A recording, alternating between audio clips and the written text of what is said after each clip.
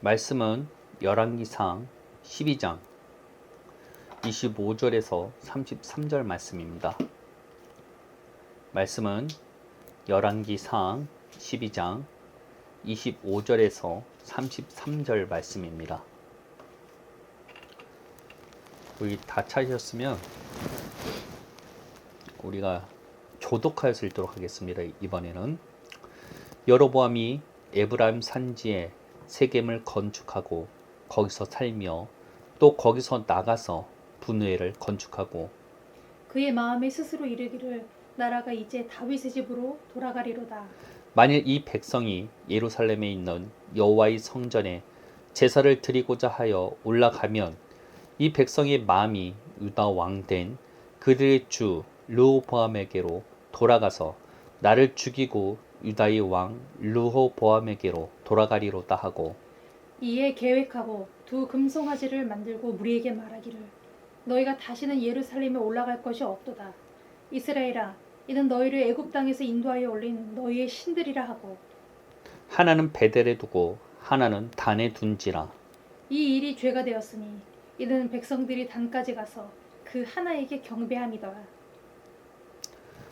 그가 또 산당들을 짓고 레위 자손 아닌 보통 백성으로 제사장을 삼고 여덟째 달 곧 그달 15째 날로 절기를 정하여 유다의 절기와 비슷하게 하고 제단에 올라가되 베델에서 그와 같이 행하여 그가 만든 송아지에게 제사를 드렸으며 그가 지은 산당의 제사장은 베델에서 세웠더라. 함께 읽겠습니다.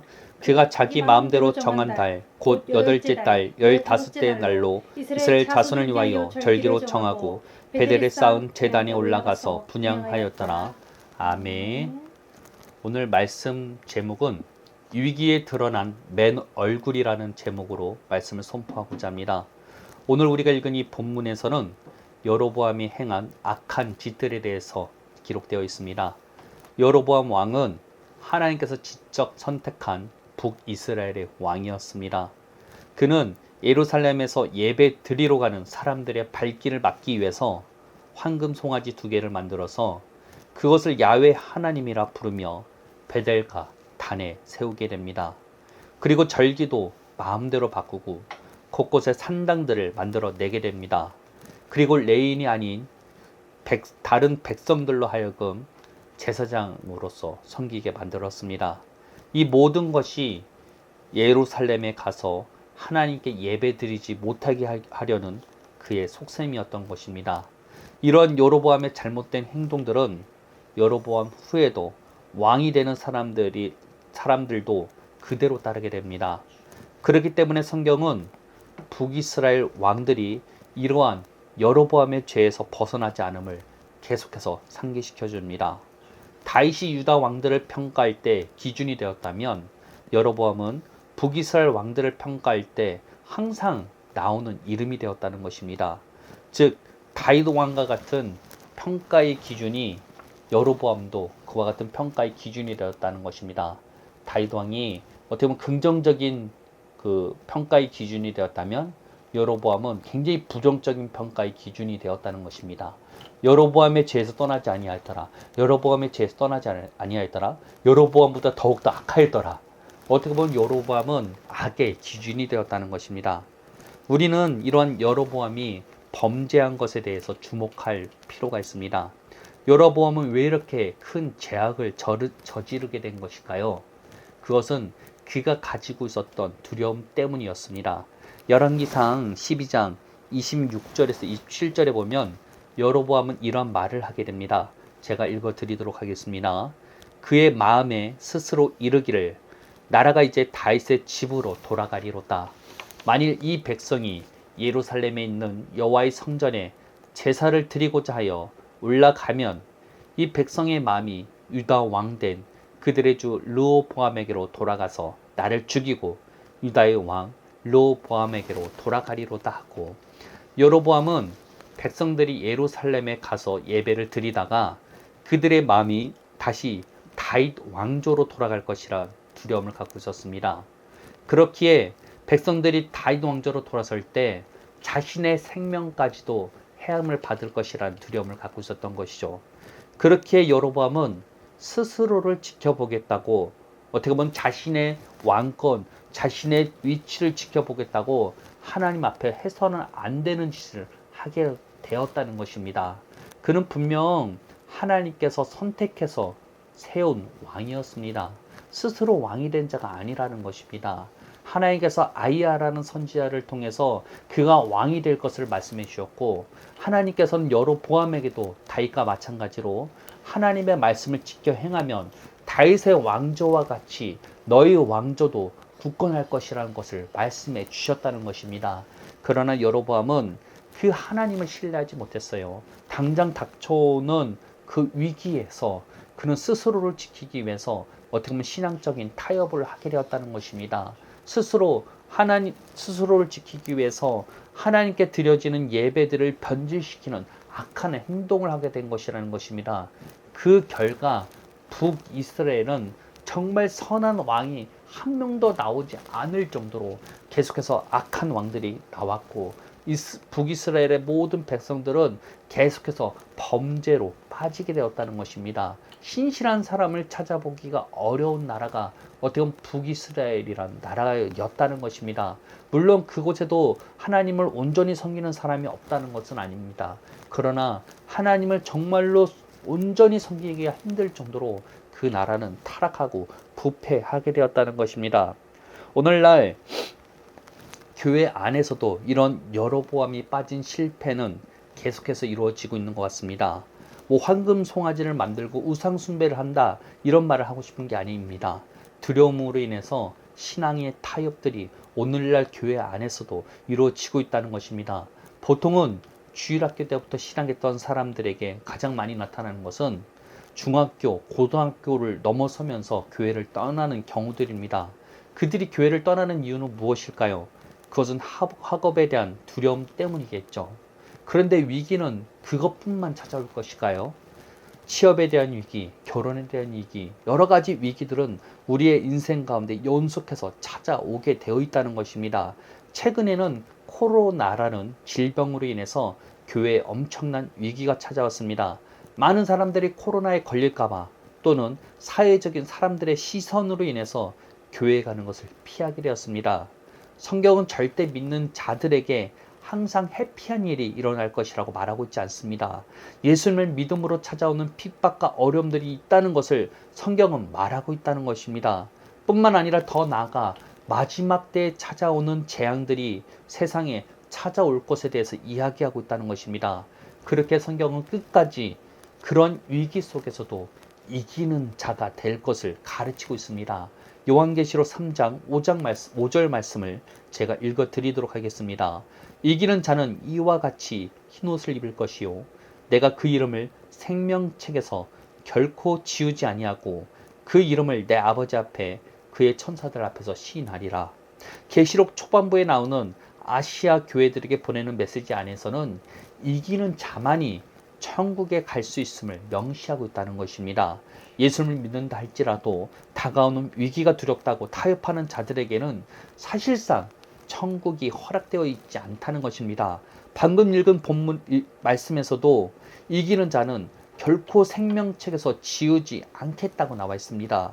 그 말은 이기는 자가 되지 못한다면 생명책에서도 지워지는 것이 가능하다는 말 아니겠습니까? 성경은 믿는 자라 할지라도 타협하면 버림받을 수 있음을 말하고 있습니다. 성경은 분명 문맥을 살펴봐야 하는데 대부분의 사람들은 성경을 교리적으로만 보려고 합니다.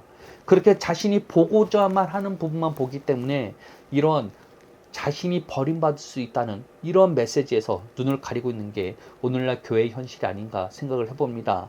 즉 교회 다닌다고 천국 가는 것은 절대 아니라는 것입니다. 그렇기에 우리들은 스스로의 신앙을 점검해야만 한다는 것입니다. 지금 교회 나간다고 안전한 게 아니라는 것입니다. 예전에 교회에 가서 세례를 받았다고 하는 게 안전한 게 아닙니다.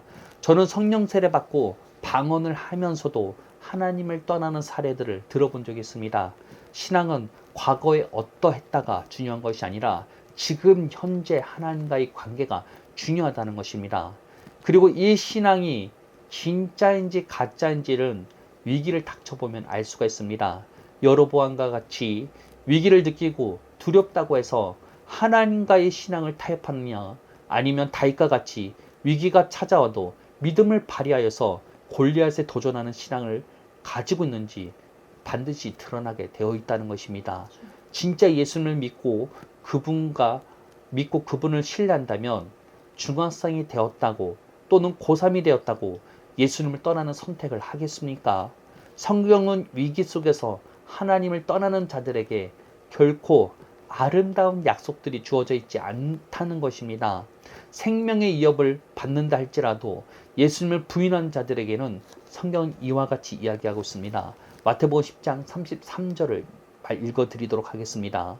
누구든지 사람 앞에서 나를 부인하면 나도 하늘에 계신 내 아버지 앞에서 그를 부인하리라. 좋은 대학교 가겠다고, 좋은 기업에 취직하겠다고, 성공해보겠다고 신앙생활을 타협하는 게 사실상 예수님을 부인한 것과 뭐가 다르겠습니까? 자기를 바쁘다고 하나님께 나아가지 않는 자들에게는 반드시 심판이 약속되어져 있을 뿐이라는 것입니다. 누가복음 14장 16에서 24절 말씀을 읽어드리도록 하겠습니다. 이르시되 어떤 사람이 큰 잔치를 베풀고 많은 사람을 청하였더니 잔치할 시간에 그 청하였던 자들에게 종을 보내어 이르되 오소서 모든 것이 준비되었나이다 하매 다 일치하게 사양하여 한 사람은 이르되 나는 밭을 샀음에 아무래도 나가 보아야 하겠으니 청컨대 나를 양해하도록 하라 하고 또 한 사람은 이르되 나는 소 5겨리를 샀음에 시험하러 가니 청컨대 나를 양해하도록 하라 하고 또 한 사람은 이르되 나는 장가 들었으니 그러므로 가지 못하겠노라 하는지라. 종이 돌아와 주인에게 그대로 구하니 옛 집 주인이 노하여 그 종에게 이르되 빨리 시내의 거리와 골목으로 나가서 가난한 자들과 몸 불편한 자들과 맹인들과 저는 자들을 데려오라 하니라. 종이 이르되 주인이여 명하신 대로 하였으되 아직도 자리가 있나이다. 주인이 종에게 이르되 길가 산 울타리로 가로 나가서 사람을 강권하여 데려다가 내 집을 채우라. 내가 너에게 말하노니 전에 청하였던 그 사람들은 하나도 내 잔치를 맛보지 못하리라 하였다 하시니라.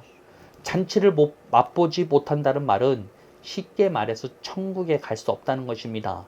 여기서 초대받은 사람들이 예수님을 모르는 사람들이었겠습니까?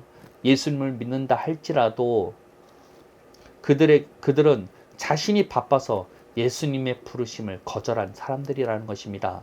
진짜 예수 믿는 사람들은 위기가 찾아와도 두려움을 느낀다고 해서 예수님을 떠나지 않는다는 것입니다. 진짜 천국 가는 사람들은 위기에 타협하는 사람들이 아니라는 것입니다. 여러분은 오늘날에도 타협하는 사람들의 기준과 같은 사람입니다. 자기의 왕권이 불안정하다고 하나님의 신앙을 타협해버리고 자기 마음대로 하다가 멸망당해버리는 사람의 거울과 같은 사람이라는 것입니다. 지금 여러분은 어떠한 길을 걷고 있습니까? 사실 이 설교를 듣고 있는 분들이라면 여러보암의 길을 걷지 않을 것이라고 믿고 있습니다. 그러나 주변을 살펴보면 어떠합니까? 위기가 찾아온다고 신앙의 타협을 해버리는 경우가 얼마나 많습니까? 우리는 정말 그들을 위해서 애통하게 기도하며 그들을 바른 길로 인도해내야만 한다는 것입니다. 예전에 예수님을 믿었다고 모태신앙이라고 해서 안전한 게 아니라는 것입니다. 위기가 찾아왔다고 신앙을 타협해버리는 신앙인들에게 절대 아름다운 약속은 없기 때문입니다. 그리고 만약 지금 이 설교를 듣고 있는 여러분이 현재 위기가 찾아왔고 신앙의 타협을 하고 있다면 그곳에서 돌이키시길 바랍니다. 성경은 이기는 자만이 천국을 소유할 것을 이야기하고 있다는 것입니다. 그리고 위기가 다가와 이것을 이겨내는 자만이 천국을 반드시 소유할 것입니다. 그래도 이 설교를 듣고 있는 사람들에게는 아직도 돌이킬 수 있는 기회가 있습니다. 예수님의 수제자로 불리었던 베드로는 예수님을 배반한 일이 있지 않습니까? 예수님께서는 베드로에게 닭이 2번 울기 전에 자신을 3번 부인하게 될 것에 대해서 미리 들은 적이 있었습니다. 베드로는 자신 있게 결코 그런 일이 있을 수 없다면서 호언장담을 하게 되었습니다. 그러나 베드로는 예수님의 말씀대로 닭이 2번 울기 전에 3번 예수님을 부인하는 일을 하게 됩니다. 가룟 유다가 예수님을 배반한 것과 다를 바가 없는 사고가 이루어지게 된 것입니다. 그러나 예수님께서는 부활 후에 그러한 베드로에게도 기회를 주셨습니다. 그에게 찾아오셨을 뿐만 아니라 자신의 손과 발을 보여주셨습니다. 그리고 예수님께서는 베드로의 실수를 지어주시듯이 자신을 3번 부인했던 베드로에게 3번 자신을 사랑하냐고 질문하시게 됩니다. 베드로가 비록 타협했다 할지라도 예수님께서는 그에게 기회를 주셨다는 것입니다. 그리고 베드로는 그 기회를 놓치지 않았습니다. 예수님의 부르심에 반응하였다는 것입니다. 그와 같이 오늘날 위기 속에서 신앙을 타협했다 할지라도 예수님께서는 계속해서 기회를 주시는 분이라는 것입니다. 예수님께서는 신앙에 타협을 하고 예수님을 떠나갔다 할지라도 무 자르듯이 그 관계를 자르시는 분이 아니시라는 것입니다. 그가 다시 돌이킬 수 있도록 사람을 붙여주시고 그 길을 인도해 주시는 분이 하나님이시라는 것입니다. 그렇게 그 기회를 놓치지 않는 것은 무척 중요합니다. 우리 주변에 아직도 신앙으로 나를 권유하는 사람이 있다면 아직 기회가 있는 것입니다. 그 기회를 놓치지 마시길 바랍니다. 그렇다고 그 기회가 계속될 것이라는 착각을 해서도 안 됩니다. 어느 때가 되면 그 기회가 주어지지 않을 때가 찾아오길 마련입니다. 그렇게 죽기 전에 회개해서 천국 간다. 그런 잘못된 생각에서 벗어나셔야 합니다. 지금 당장 예수님의 부르심에 응답할 수 있어야 한다는 것입니다. 저는 이 말씀을 묵상하면서 거지 나사로와 부자 이야기가 생각났습니다. 이들은 사회에서 정말 다른 삶을 살게 된 것과 같이 사후 세계에서도 다른 삶을 살게 되었습니다. 나사로는 거지로서 평생 고통 속에서 살았지만 아브라함의 품에 들어갔다면 부자는 호화스러운 삶을 살았지만 지옥에 가게 되었습니다. 그런데 여기서 제가 주목할 부분은 이 부분이었습니다. 지옥에서 고통스러워했던 부자는 아브라함에게 거지 나사로를 자기 형제들에게 보내달라고 간청하게 됩니다. 그들이 죽은 사람을 통해서 천국과 지옥이 실제로 있고 돌이킬 수 있는 기회를 갖게 해달라는 것이었습니다. 이에 아브라함은 모세와 선지자가 있으니 그들에게 들으라는 대답을 해주게 됩니다. 즉 그 말은 하나님의 말씀이 있고 그것을 전달하는 사람들이 어떻게 보면 그들에게 기회가 된다는 것입니다. 지금 우리 주변에 신앙을 전달해주는 사람이 있는 것은 굉장히 큰 축복입니다. 여기에 반응할 수 있어야만 한다는 것입니다. 그리고 우리나라는 얼마나 축복된 나라입니까? 거리에만 나가봐도 교회를 쉽게 찾을 수 있는 나라가 우리나라 말고 어디에 있겠습니까? 그것은 대한민국을 향한 하나님의 사랑이 굉장히 크다는 것입니다. 대한민국에 허락한 하나님의 기회가 굉장히 많다는 것입니다. 그렇게 지금 여러분들은 이 다가오는 기회를 놓치지 않기를 예수님의 이름으로 축복합니다. 신앙을 타협했다 할지라도 스스로 버림받은 자라고 포기할 것이 아니라 우리에게 기회를 주시고 부르시는 하나님께 돌이키셔야 한다는 것입니다. 사실 저는 이러한 돌탕들도 안타깝지만 교회 안에 있는 집탕이 더 안타까운 것 같습니다. 이들은 스스로 신앙생활을 잘하고 있다고 착각하고 있을 텐데 말입니다. 열심히 기도 생활하고 교회 생활하며 회개를 부르짖으며 모든 말씀을 지켜 행하기 위해서 몸부림치는 부류들이 있습니다. 오늘날 우리들은 그들의 신앙이 열정이 대단하다며 칭찬할지도 모릅니다. 그러나 그들 가운데 많은 사람들은 사실상 집 안에 있는 탕자인 경우가 많다는 것입니다. 왜냐하면 새 언약의 성도들이 구 언약의 방식으로 신앙생활을 하고 있기 때문입니다. 분명 새 언약과 구 언약은 차이점이 있습니다. 그리고 그 언약의 조건은 확실하게 다릅니다. 구 언약은 하나님의 말씀을 지켜 행함으로써 하나님과의 언약 관계를 유지할 수 있었습니다. 그러나 새 언약은 이미 예수 그리스도를 통해서 이루어진 것들을 믿음으로써 그 성취된 약속을 체험하게 되어 있다는 것입니다. 그렇게 언약 가운데 예수님과 교제하다 보면 하나님의 말씀을 지켜 행하게 되는 시스템이라는 것입니다. 사실상 언약의 조건은 믿음에 있다는 것입니다. 믿음으로 예수님과 교통하며 그 교제 안에서 말씀이 본래 목적하던 것들이 완성되게 되어 있다는 것입니다. 말씀의 원래 목적이 무엇입니까? 하나님을 사랑하는 것 아니겠습니까? 단순하게 그 말씀을 지켜 행하는 로봇을 원하는 것이 아니라 하나님께서 그 말씀을 우리에게 주셨던 이유는 우리가 주님을 사랑하게 하기 위한 목적이 있다는 것입니다. 그렇기에 우리가 믿음으로 이미 이루어지신 그 약속의 말씀을 붙잡을 때 우리의 삶 가운데 하나님의 말씀은 성취되게 되고 그 성취된 말씀 안에서 예수님과 교제할 때 우리는 정말로 하나님을 사랑하는 자, 성경이 원래 목적하는 바대로 우리는 살아가게 되어 있다는 것입니다. 그렇게 새 언약의 신앙이 어떠한 것인지를 깨달아야만 한다는 것입니다. 그런데 오늘날 많은 신앙인들은 열심히 기도 생활하고 열심히 회개하고 열심히 교회 생활하면서 구 언약의 사고방식을 놓치지 않고 있다는 것입니다. 믿음으로 하나님의 말씀이 이미 이루어진 것들을 믿음으로 그것들을 체험하지 못하고 있는 게 오늘날이 아닐까요? 그리고 정말로 그런 구 언약에 빠져 있는지 아니면 새 언약의 성도로서 살고 있는지는 그 사람의 언어 습관이 너무 쉽게 드러나게 되어 있다는 것입니다. 새 언약 가운데 사는 사람들은 예수님께서 이미 이루어지신 것을 믿기에 날마다 믿음의 언어들이 나올 수밖에 없다는 것입니다. 그러나 잘못된 그 언약 관계를 잘못 이해하고 있는 사람들 입에서는 항상 부정적인 말들이 튀어나올 수밖에 없어요. 여러분의 언어 습관은 어떠합니까? 주님께서 이미 이루어진 것을 믿고 그것을 상상하고 말씀으로 입으로 선포하는 자들입니까? 아니면 항상 부정적인 것들, 미래를 안타까워하고 고통스러워하는 말들이 입에서 튀어나오고 있습니까?